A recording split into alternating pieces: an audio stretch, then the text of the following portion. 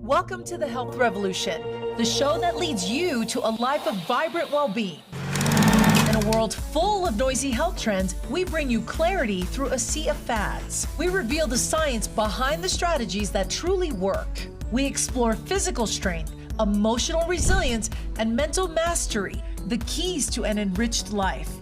See inspiring interviews with the champions who've conquered life's challenges. Are you ready to unlock your potential to live with vitality and purpose? Then join the Health Revolution.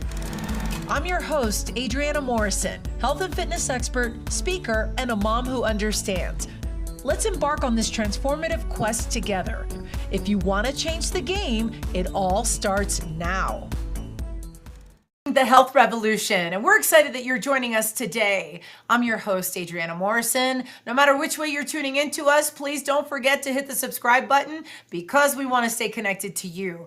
Also, at the bottom of your screen, there is a tab for show episode notes. You want to be mindful of that because there's some important information about our episode today. So we want to welcome new viewers to our show. We're extremely thankful that you are here, and returning viewers, you know what's up. We talk about all things elevating the physical strength of the human body, emotional resilience, and the mental mastery. All those key factors embody embracing an optimal life. And today's episode, we're going to talk about something that we need to give a little bit more thought to. How to choose love when you are triggered. What does it mean to choose love, and how to have that heart-centered approach? Now, hear me out for a second. This is not a woo-woo approach. It's understanding what it means, what helps us to understand the way that we tick, how we are able to communicate, how we're able to be in a space where we are exuding that positive vibe and all that that implies. Our guest today is someone who I'm excited to talk to today. But first, take a look at this. Meet Diane L. Haworth, heart-centered success coach, teacher, and founder of Be Love Principles, a powerful framework she received through a divine experience in 2018.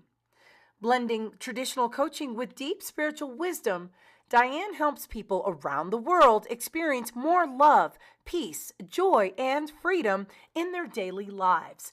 She's the author of How to Choose Love When You Just Want to Slap Somebody, and is a sought-after speaker on stages and podcasts alike.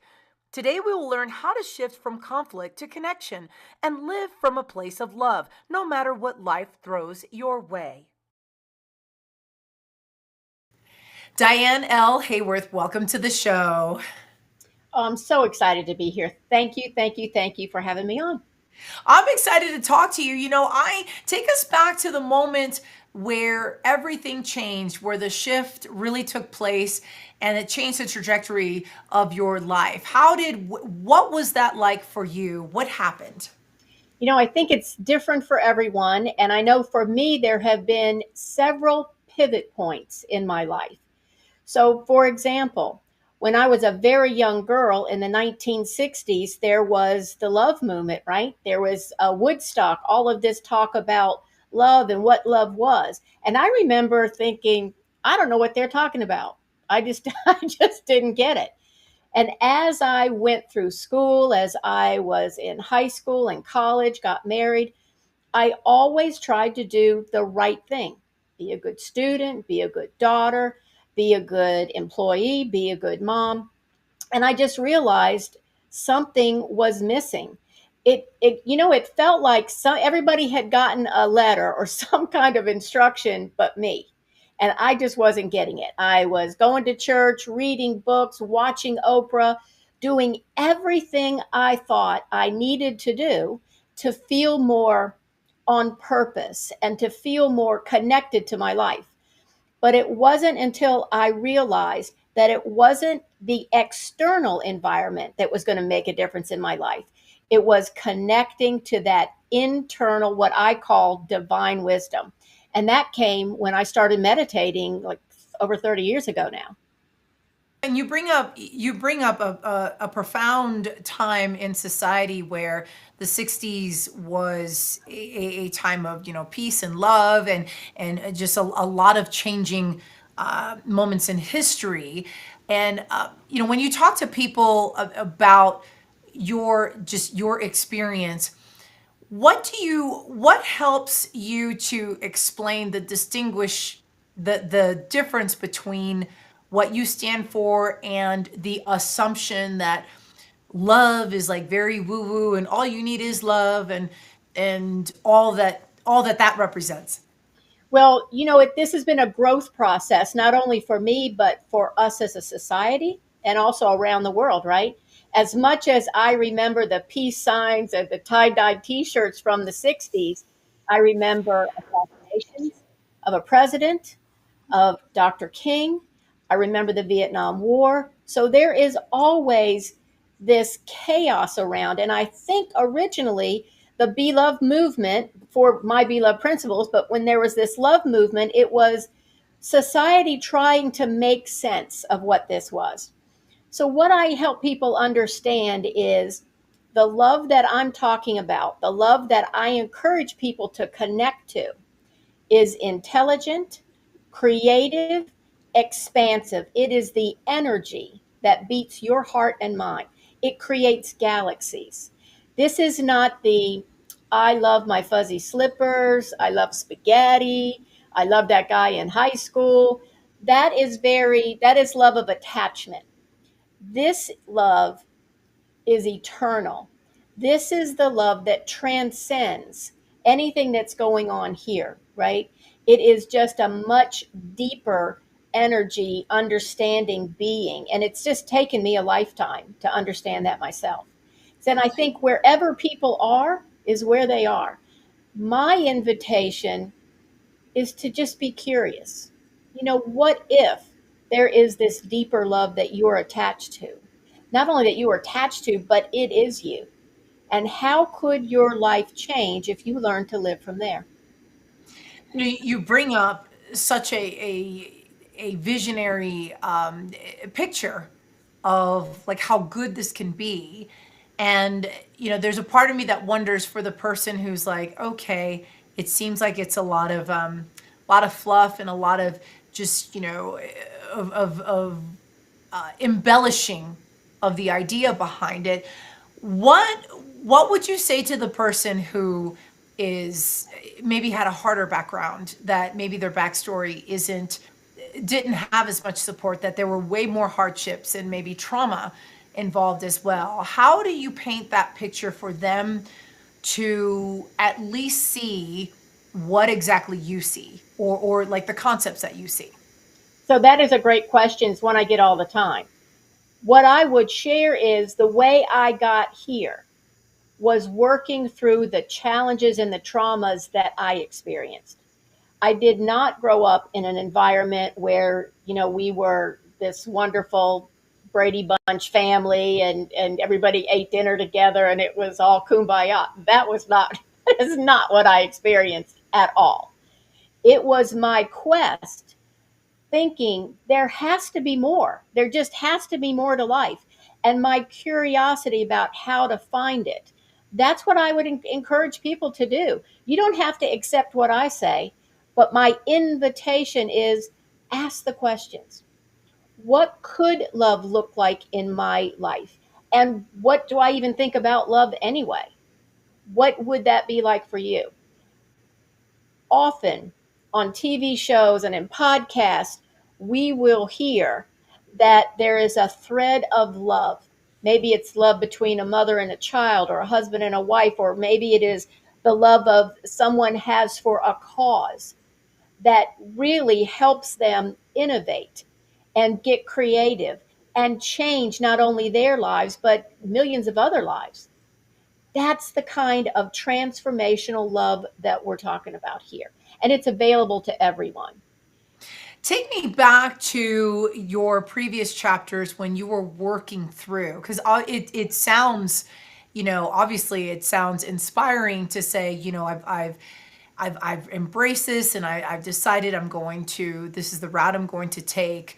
What gave you the clarity that this was definitely that you're on the right path? What were some indicators that you had that said, okay, here's my affirmation that I'm doing what I'm supposed to do, learning before you became the professional?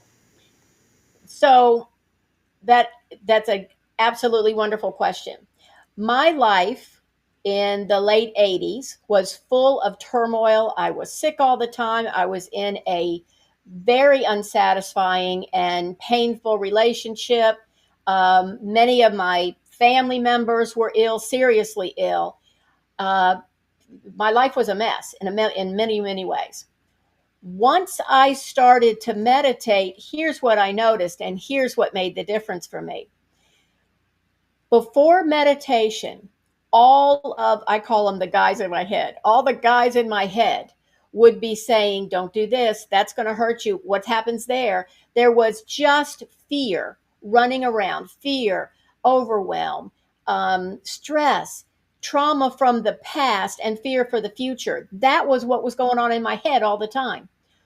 Once I started to meditate and got good at it, I started to hear and understand that there was a guidance available to me, and it always had been. I just couldn't hear it because of all the noise in my head.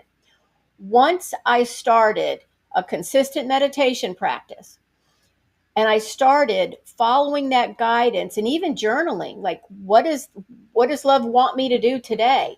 What is the most important thing for me to accomplish this week? And I started following that guidance bit by bit. It became stronger. I saw positive results.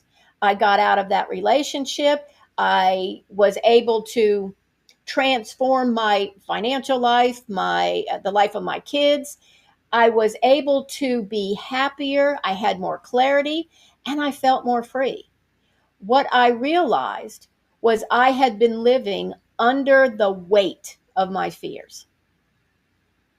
And as you paint that picture, I love the clarity that you have.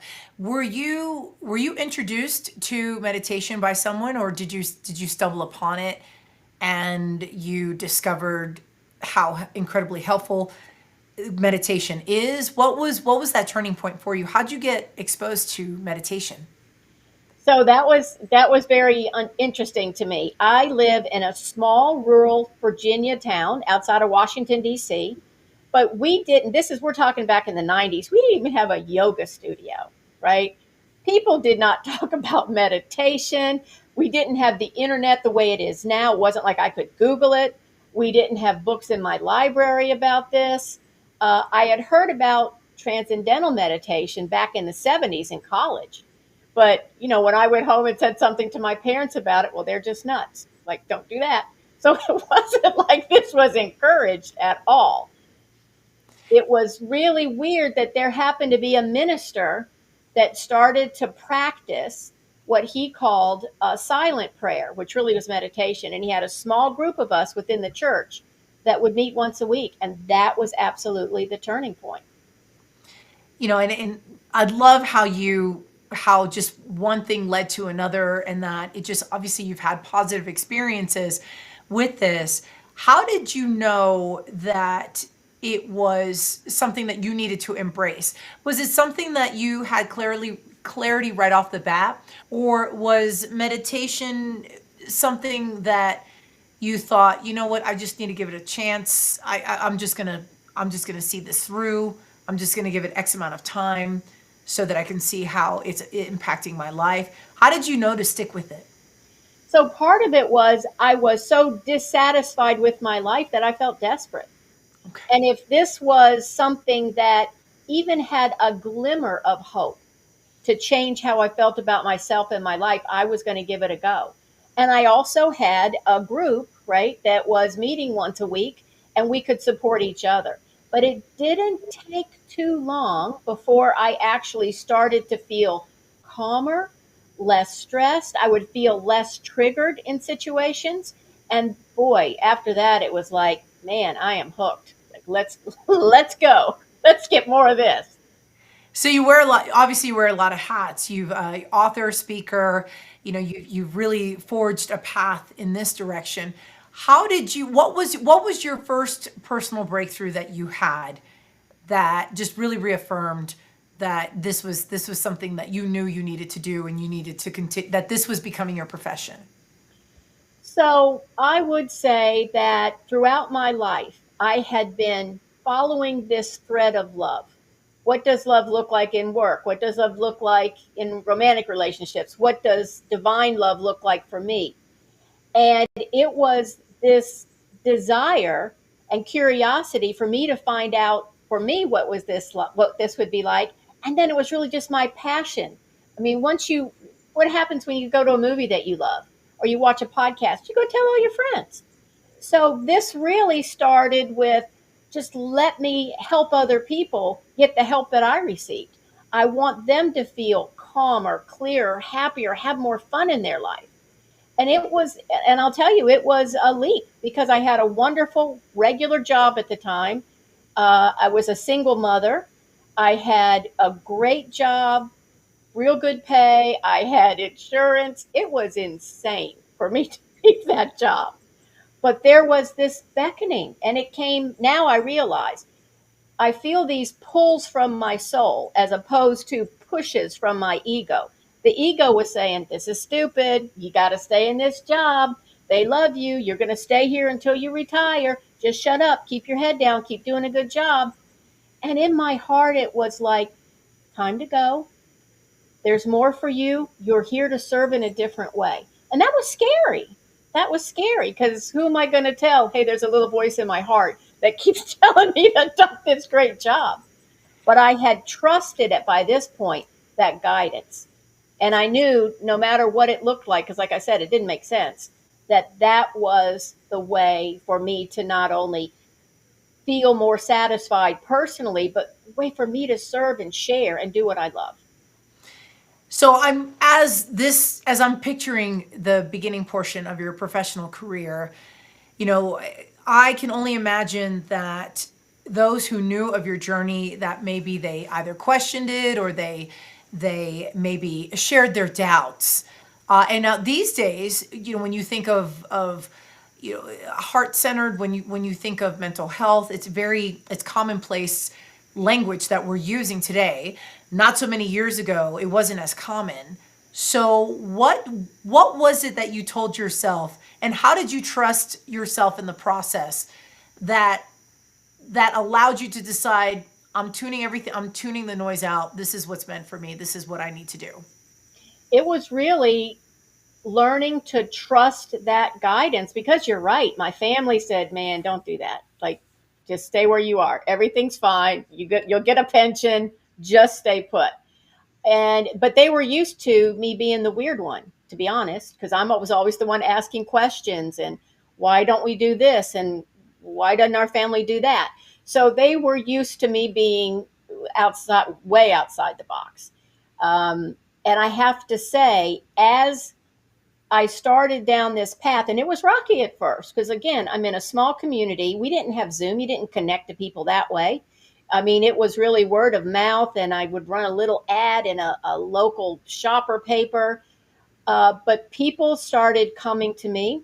I started getting referrals not only from my clients, but from local churches because they didn't exactly know what I did, but they knew that people felt better, more whole, more connected to whatever their experience or understanding of God and divinity was. And they saw the results. And they could see the change in me. They could see the change in me. We've got a lot more we're going to cover. First, we're going to take a commercial break. Stay right there.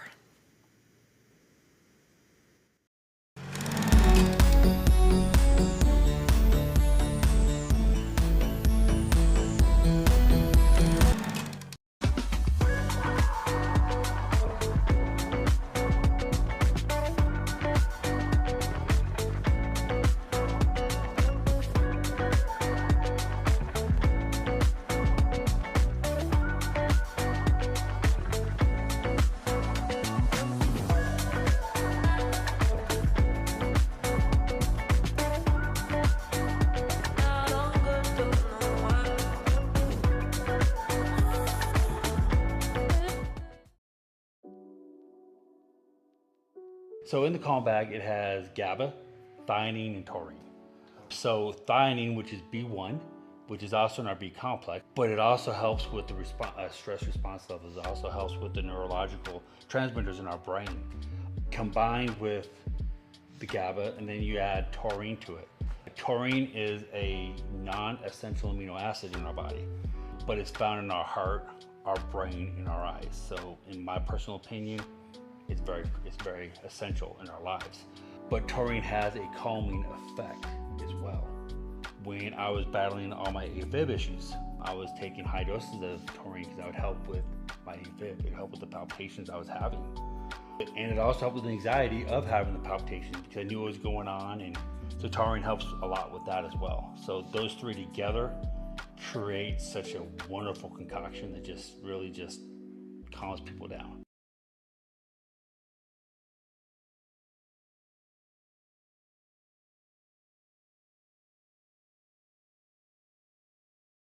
Introducing Launchpad, the perfect partner to help you launch your dream project to the world. We know that time is of the essence, and we're here to help you make the most of it. With Launchpad, you'll get access to the most advanced digital tools and strategies to take your idea from a mere concept to a fully fledged success. Whether you're an aspiring entrepreneur or a seasoned pro, we have everything you need to make your mark in the world. Launchpad, your ultimate launch partner.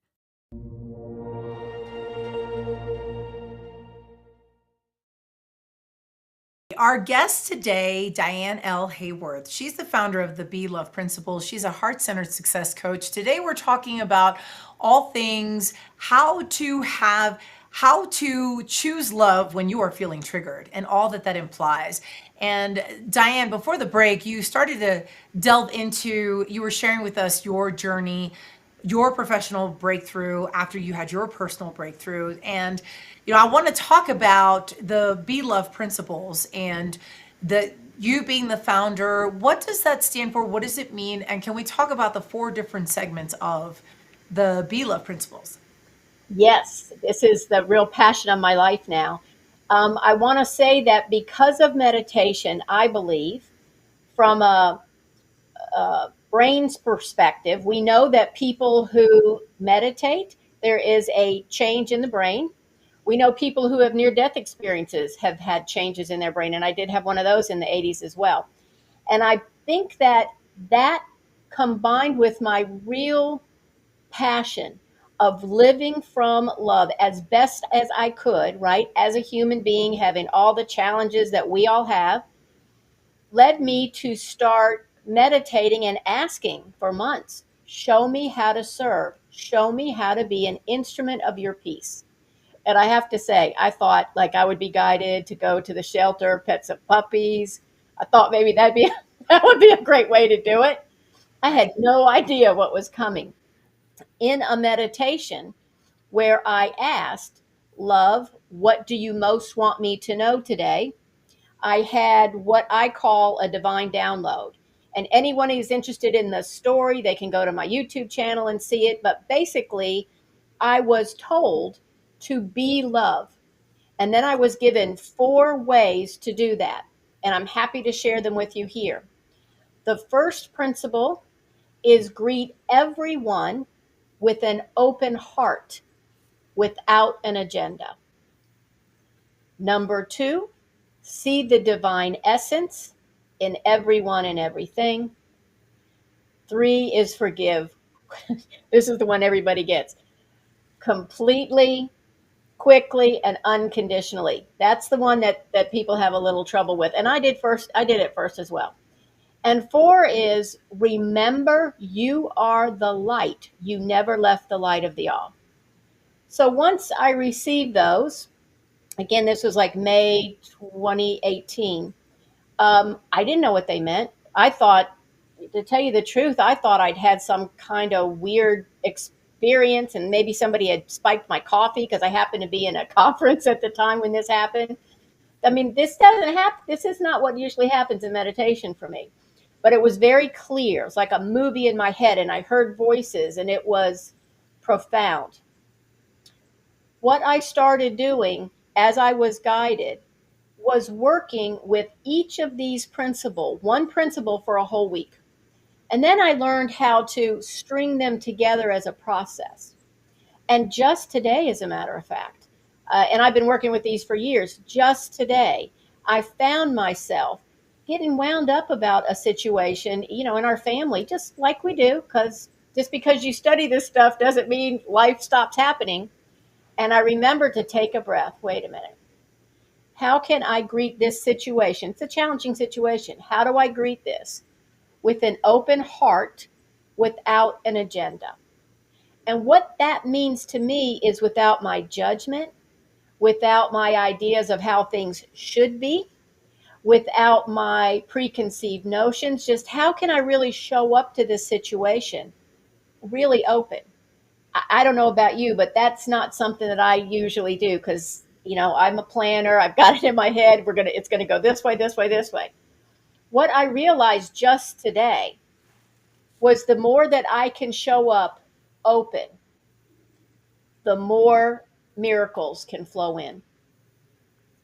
And I think, and that's pretty powerful. And when I think about your pause for thought and just kind of reassess, there's that level of reflection that comes from meditation. I gotta ask, how did you? So this happened.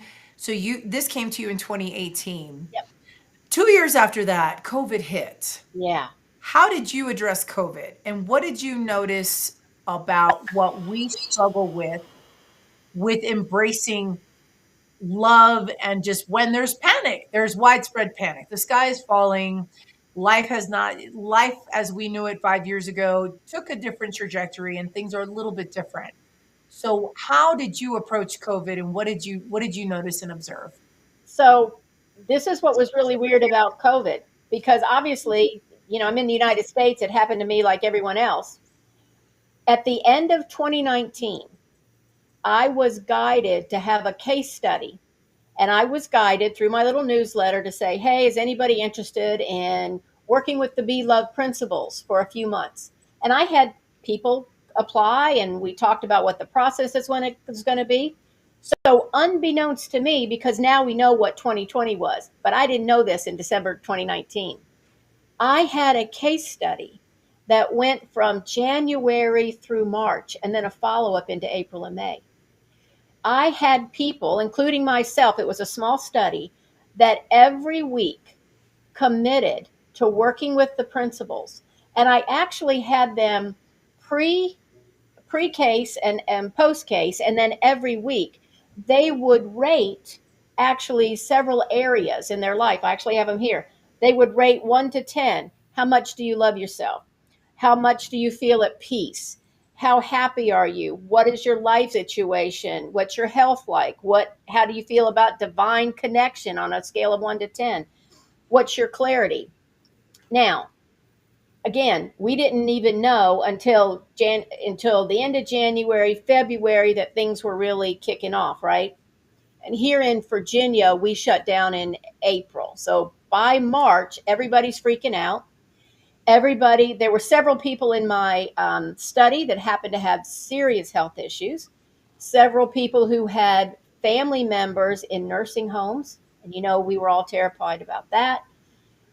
What was interesting, I'm so glad you asked about this, was when I went back and I looked at all the data, using the Be Love principles consistently in any way people decided they wanted to. We had given them some parameters.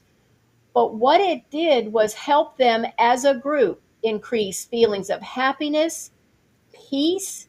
Who could feel at peace then? But these people did, and I have a study to prove it. Their connection, their divine connection went up. But what astounded me and astounds me to this day is, as a group, their level of clarity about who they are and what they were here to do went up like 60%. That's the power of the principles. So that's how I worked with them. So when you approach this, obviously the 4 areas, which is the one that is the most challenging for many to embrace? It's forgiveness. I mean, I say all the time, if I could go to the big box store and get a big old jar of forgiveness pills, I'd be the first one in line. But that's not how it works. What I learned after working with the principals for years, right, was that if you had, let's say you had somebody you were having a conflict with, and I will work people through the process when they come to me and they're having a problem with their spouse or their somebody they work with. We'll call that the focus person. And in a meditation, if I can have them ask how to see this focus person with an open heart without an agenda, and then we give them time to do that. Then I have them ask, show me the divine essence of that person. Then by the time we get to forgiveness, there's been a softening. There's been a shift that allows that door of forgiveness to at least crack open. Now, we have to mention that many times, I would say almost all the time, when we're holding on to a resentment or a fear or some sort of a regret, that's our ego trying to protect us. I mean, we're just trying to protect ourselves. And I bet everybody who is watching this or listening will remember someone who is holding a grudge against perhaps somebody who's been dead for decades.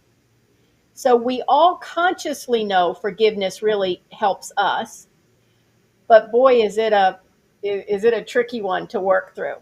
But using the principles has really leveled that out for lots of folks. And I can't help but ask, what would you say for say somebody who's watching happens to have had some severe trauma, Yep. maybe even unspeakable trauma where it was life changing and not by choice, but it created the aftermath is profound struggling to move past that moment. How do you approach severe moments like that, severe cases of that, where someone's like, I've been harmed in such a severe way that I can't get past this? This is something that I had an experience like that. And I work with a lot of people who have had severe and really unspeakable trauma. When we talk about forgiveness, we are not talking about condoning behavior. If we're going through the process, and that second one, right, is see the divine essence, you can honor someone's essence of love and remember that their ego personality perpetrated a crime and it needs to be punished in the world. If you need to call the police or have a legal ramification for an action, absolutely do that. But when you can even do that from a place of more peace yourself, you stop suffering. And forgiveness is a process. And I always tell people, I'm not going to force you to forgive. I couldn't if I wanted to, and I never would. But what I would invite people to do for their sake is if forgiveness just seems it's too much, it's off the table, I would ask them to work with the principles. And when they get to that part, to just ask, what would it feel like if I was ready to forgive? Just that. What would it be like if I was just ready to forgive? I can only imagine that for moments in which maybe it's permanently life altering, maybe there's physical scarring or, some sort of just the PTSD related, I can only imagine that the work would have to be pretty extensive, right? That if it's if it's a trauma that has affected more than one area in their life, how do you approach, where do you begin with some of that, knowing that this is clearly an indicator of someone's journey, that they're just, it's part of it right now? So first of all, I always encourage them and ask them right in the intake form, right? What professionals are you working with? I make sure that they have a mental health professional, the appropriate physician, if that is part of the issue, right? What we're talking about here is that spiritual component that tends to, from my experience, for myself and with my clients, that tends to help shift their understanding and really their sense of freedom and joy. And in conjunction with any other professionals that they need to work with, right? That we're always going to be smart about how we work with that. And what's your definition of transformation? I know that you, obviously there's several different angles that how you reflect on what transformation looks like. How do you embrace it, and what are some elements that help you conclude this is the active process that is happening? A person is not stuck. You're moving in the right direction. To me, it's always a shift in perspective. It's a shift in perspective, and there's always also an embodiment that's different. Like I can tell you the second, down to the second, when I felt real forgiveness and was freed from fear I had from someone that had done something to me, and I had lived in fear for years. And once that shift occurred, and once I could see for myself what had gone on, and the person had took care of, there were things that were taken care of with that person legally and all of that, but I could breathe again. I could go out in the street and not be afraid I was going to see him or somebody he knew. It was just freedom and clarity and peace. And I could tell I wasn't waking up in the middle of the night being afraid. I wasn't waking up in the morning after a fitless night of not sleeping. My life changed. I felt better. I embodied that love. When you speak to different groups, when you've spoken in front of groups before, and you start digging deeper into the concept of this being the embodiment, the shift in perspective, Yeah. Are there stages of acceptance that you notice that people who hear your message and do a deeper dive with you, that they go through? Are there stages? Is there disbelief? Is there, what is this? Is this, how can this possibly help me? What do you notice? What are some of the things that you notice as people who you've spoken in front of reflect on the message that you're sharing? Well, I've actually been really surprised how well it is accepted in general audiences. I was asked to go to like a convention and be a breakout speaker, and I thought, wonder how this is going to go. And they just ate it up. And I think it was because, well, this is what I was told, right? Is even the idea that there could be a simple way, the principles are simple, to embrace a life of more clarity and peace over chaos, and that there was a process that people could actually do to help with that. That is always something that people are really interested in. The people who choose to work with me on a really deep level, those are the ones that absolutely feel that they want to go deeper spiritually. They really want, as best they can, to live that life of love. They want to have a loving response. And I have to say, in the world today, all around the world, not just in the United States, where there's such upheaval and there's such fear and there's such uncertainty, having the certainty of love is like a life vest when you need it. And that's what people are really interested in. And if they're not, they're not. But the people who really are interested in finding out what this divine love connection is about really enjoy the work, and they see huge transformation and shifts. We've got more that we're going to cover. First, we're going to take a commercial break. Stay put.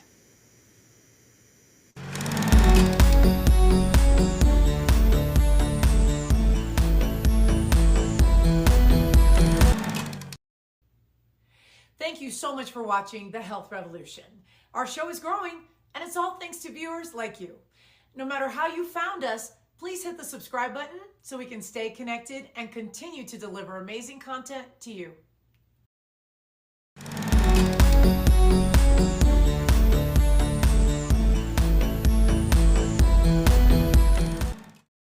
Hi, I'm Adriana, and welcome to Fit Bites. Today I want to have an important conversation with women in their late 30s and early 40s. It's time to start talking about hormone health, perimenopause, and menopause with your healthcare provider. Now, the median age for menopause is 51, but new research shows that perimenopause, when hormonal levels begin to shift, can start 10 to 15 years earlier. This is new data. That means symptoms like fatigue, mood swings, weight changes, irregular cycles could already be affecting your life without a clear diagnosis. The reality is, many doctors haven't been fully trained on the ever-changing data surrounding menopause and perimenopause. They may not have all the answers right away, but a good doctor will listen, learn, and point you in the right direction. That's why it's so important to use your voice and advocate for yourself. When you meet with your doctor, ask direct questions like, how do you treat menopause patients? And what is the first step to explore my symptoms? Be firm and confident. You're not asking for permission. You're seeking solutions and answers about your own body. Remember, it is 2025 and the science is evolving quickly. What we know about menopause a decade ago is no longer the full picture. It's okay to push for the latest information and options that fit your needs. If one doctor doesn't provide the support you deserve, do not hesitate to seek the opinions of another doctor. Your health journey is unique, and you deserve a provider who listens, learns, and partners with you. Start the conversation today and gain control of your well-being. So ladies, stay informed, stay empowered, and stay tuned for more Fit Bites with Adriana.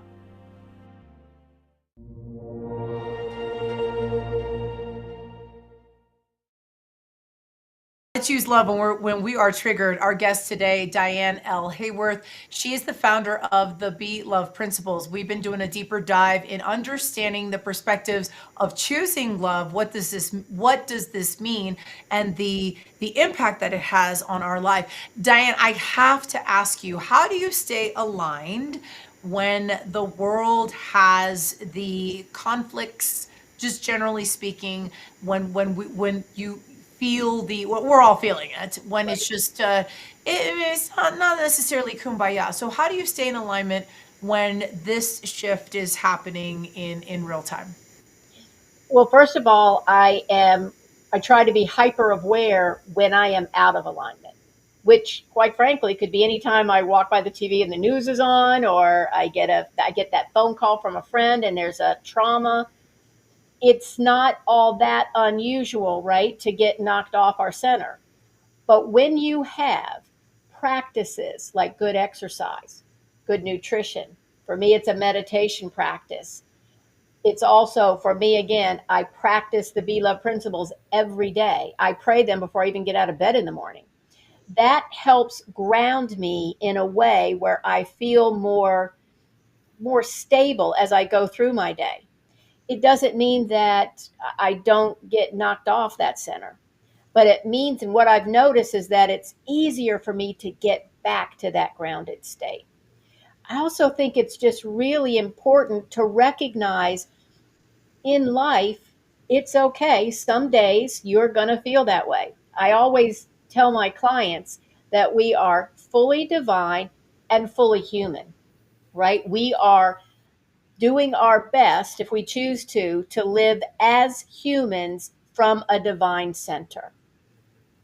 So when you work with others, let's talk about some of the approaches that you have. I know that you are continuing, you have a program that you are utilizing when you are onboarding those who want to work with you. And I know we have a slide I want to share with everyone here, so we're going to bring this up. Talk a little bit about what your program is and who's it for, and your onboarding practices. What do you do to bring someone on board to work with them? So for this particular program, this is a membership program, and I started this last fall because I found there was a lot of my clients and people I knew that wanted a small, intimate community where they could explore these kinds of spiritual principles in light of what's going on in the world. The question, just like you asked, how can I stay centered when there's all this craziness going on? So in this particular program, we have a monthly topic, a focus topic. The one coming up happens to be living your life purpose, and it's a fresh perspective on how to do that. So we'll have a webinar, we have breakout rooms, we have Q&A, and we also have a practical tools session. I'm like a practical chick, right? I need my checklist, I need my to-dos, I need my tools. So every month we also have a separate section where people can log on. All the sessions are live, but they're recorded, and you can get practical tools to live out whatever our topic is for that particular month. So we have not only action items, but we can remind ourselves and each other what it feels like to be in that grounded, aligned space while we're living our lives. So that's a wonderful new community, and I love it. The people in there are fantastic. They ask the tough questions, and we're there to grow and empower each other as a group. That's a fun one. Now, is it so when you say people, so both men and women, and Oh, then yeah. and then just obviously people from all over that? Yep, it's on Zoom. Anybody can join. I actually have, I've got a set of good friends, people who have been friends for like 30 years. They're in there. I've got a husband and wife that are in there. I've got some younger folks in their 20s that are just want to understand what's going on. But yes, this is for anyone who wants to feel more empowered. That was really important to me for this, because it's just easy to sit back and feel like a victim and the world is going crazy. What am I going to do? This is about feeling more empowered from the spiritual perspective. We even had a month where we talked about spiritual activism. And I can only imagine. So I can only imagine what that would be like. I'm sure that was very animated or lively in terms of everyone putting their input. So now, is this the only way that you work with others in memberships, or do you also do you work directly, like in private one-on-one with someone? And if so, what does that look like? Yep, I coach people one-on-one, and what we would do with that is right on my website, they can schedule what I call a clarity call. We can see, first of all, if we're a good fit, because that is how I really feel called to serve. Are we going to be a good fit for a coaching situation? And then I will have them actually use that same form I used during COVID, and help me understand, how happy do you feel? How at peace? How spiritually connected do you feel? What does spiritually connected even mean for you? What are your goals in a coaching relationship? And then we go from there, and it's humbling to me, the beautiful hearts that show up for this work, the people who really are here to make a difference in their lives, in the lives of their families and their communities. That is really exciting. So you can do that one-on-one work. You can be a part of my community, our monthly membership. We also have all kinds of resources where people can try out the work, see if it fits for them. So lots of different choices depending upon a person's needs. I can see that. We're going to take a quick commercial break. We are coming right back.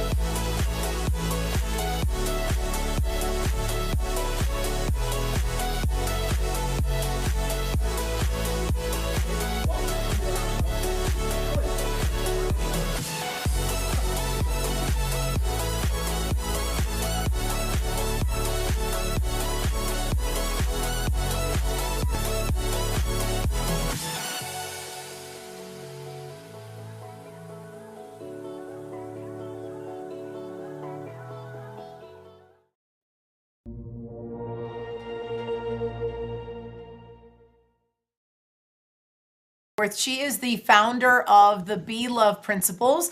Diane, where can we find you in the virtual space?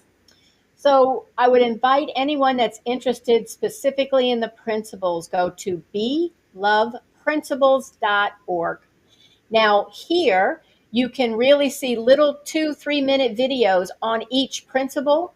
It will lead you through a process. So if you're the kind of person that likes to do things on their own, you've got resources there. There are meditations. I even have coloring sheets. So this is a wonderful, easy way for you to delve into this work if it has at all touched your heart.